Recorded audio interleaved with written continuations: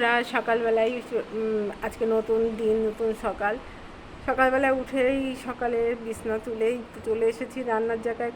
গুড়িয়ার বায়না এক্ষুনি ভাত রান্না করে দিতে হবে। আজকে সকালে ভাত আর ঢ্যাঁড়স ভাজা খাবে, তাই জন্য আমি রান্না এদিকে বুড়ো বলে গেছে আজকে আমাকে কাঠের উনুনে রান্না করতে।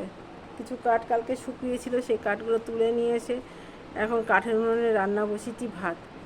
দেখো এদিকে আকাশ মেঘলা, ঝিরিঝিরি বৃষ্টি হয়েই যাচ্ছে।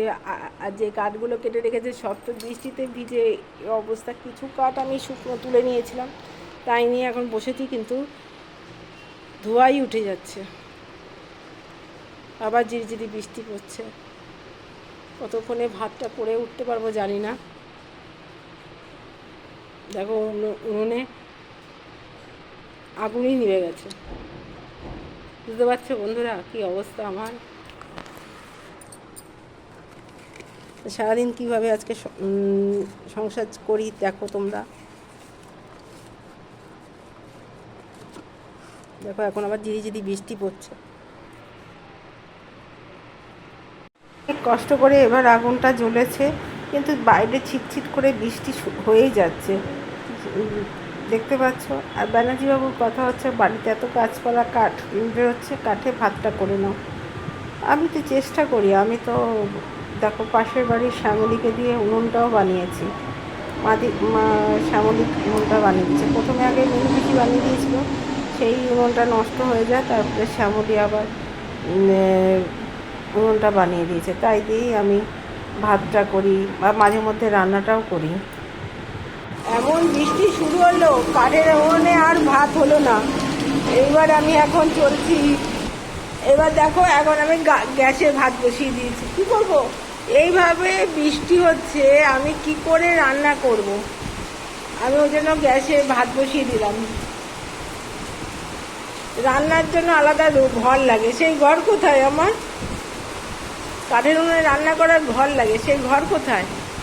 ওই জন্য সব নিমে গেল। দেখো কাঠ টাঠ সব নিমে গেছে। উনুনটারও অবস্থা খারাপ। চলে আসলাম ছাদে জামা কাপড় নিতে। আর কদিন ধরে না এমন অবস্থা হয়েছে, প্লেনগুলো পুরো বাড়ির উপর দিয়ে যাচ্ছে। আগে তাও 2-4টে বাড়ি পর থেকে যেত, এখন একদম পুরো আমার ছাদের উপর দিয়ে। কথা বলবো কী করে, ভয়েস দেবো কী করে, তার উপায় নেই।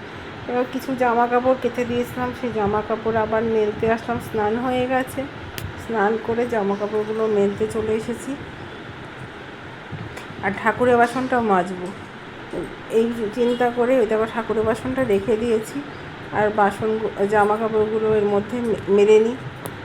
আমার আবার আজকে সোমবারে উপোস করেছি। প্রথম সোমবারটা করতে পারিনি, তাই আজকে দ্বিতীয় সোমবার, আজকে সোমবারে উপোস করেছি।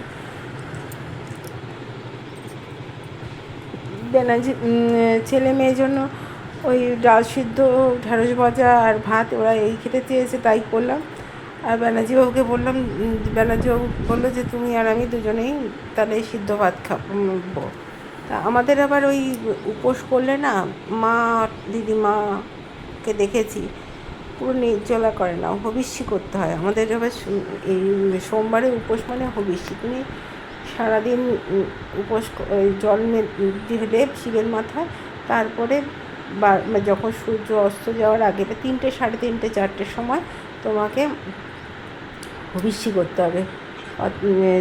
আলু, কাঁচকলা সব সিদ্ধ দিতে। আমার তো কাঁচকলা নেই, তা আমি আলু দিয়ে সিদ্ধ করে, আলু আর গোবিন্দভোগ চাল সিদ্ধ করে তাই দিয়ে খাবো, এই চিন্তা ভাবনা করেছি। আর ব্যানার্জিবাবু বললো আমি আসার সময় বাকিটা নিয়ে আসবো। জামা কাপড় মেলে দিয়ে ফুল তুলতে যাচ্ছি, যতবার ফুল তুলতে যাচ্ছি ততবারই বৃষ্টি। আবার ছুটে ছুটে নেমে আসছি, যে আমার আজকে ফুলই তোলা হচ্ছে না। ভাবলাম ছাদে জামা কাপড় মেলে ঠাকুরের বাসনটা মাজবো, আর বৃষ্টি শুরু হয়ে গেল। আজ কদিন ধরে মানে একদম পুরো আমার ছাদের উপর থেকে যেন প্লেনগুলো যাচ্ছে। ওরে কী আওয়াজ, আর পাগলা হয়ে যাচ্ছি। জামা কাপড় মেললাম, বৃষ্টি শুরু হয়ে গেল। ঠাকুরের বাসন মাজতে আসলাম, বৃষ্টি পড়ছে, এখন মাজতে পারবো না, নিচে নিয়ে যাই, দেখে নিচের বেসিনে দাঁড়িয়ে দাঁড়িয়ে ঠাকুরের বাসন মাজতে হবে।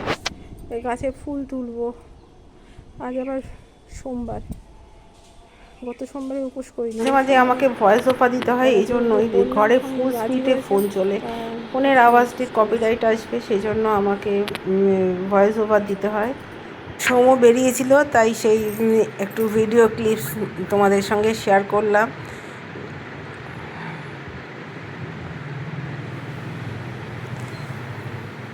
ট্রেনে বসে ও বেরিয়েছিল, আমার ফোনটা নিয়েই গেছিলো, তাই ভিডিওটা তুলে নিয়ে এসছে।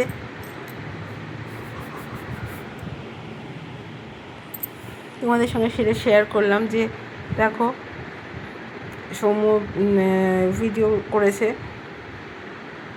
চলে আসলাম ঠাকুর ঘরে ঠাকুরকে পুজো দিয়ে এবার চলে যাব বাড়ির কাছ থেকে কলা পাতা নিয়ে আসলাম।